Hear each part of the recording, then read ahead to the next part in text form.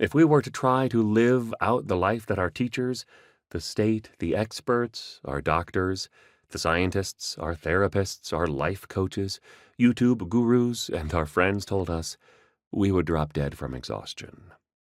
All we have known is a heap of broken images.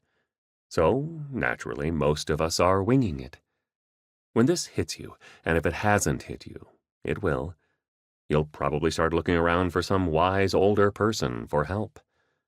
And I wish I could tell you that you'll find that person and receive the mentorship you need to navigate this ridiculous world. But from personal experience, those people are hard to find. They exist. I know they do. But there are not a lot of them. Because we live such fractured and alienated lives, it is difficult to have deep, meaningful, long-term relationships with people, the kind of relationships that are necessary for good mentorship. And the reality is, this isn't the first generation to live with a heap of broken images. Keep in mind, Eliot published that line in 1922. Your parents' generation and grandparents' generation and great-grandparents' generation all lived with a heap of broken images. We just have the significant added burden of technology, which fractures our lives even further. Of course, you can find plenty of people who will give you recommendations for optimizing your life. There's a lot of money in self-help. But it's just more broken images.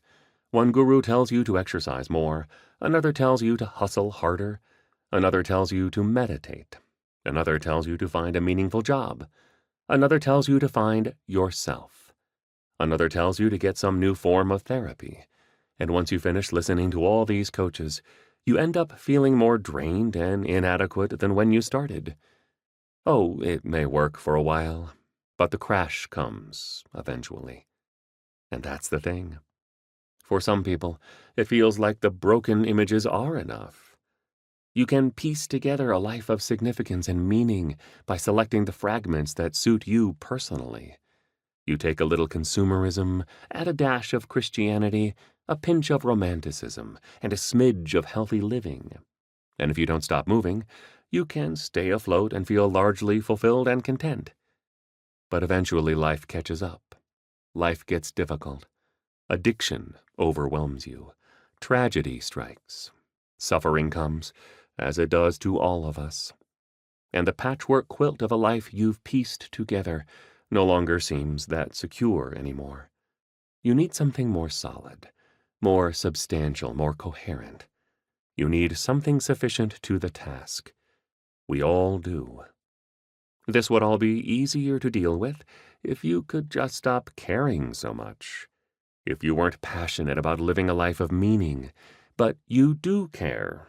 You've been told to care. And while you may doubt a lot of the broken messages tossed at you by contradictory sources your whole life, the one thing that has always made sense is that your life ought to matter.